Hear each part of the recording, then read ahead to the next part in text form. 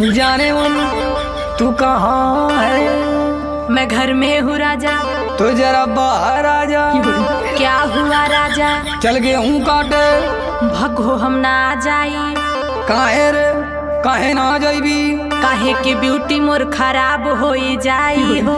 कटी ना गेहूं तलिया के खियाई हो। जेली आयल हवे उहेला के खियाई हो। हाथ में कपलिया के देव घवाई हो।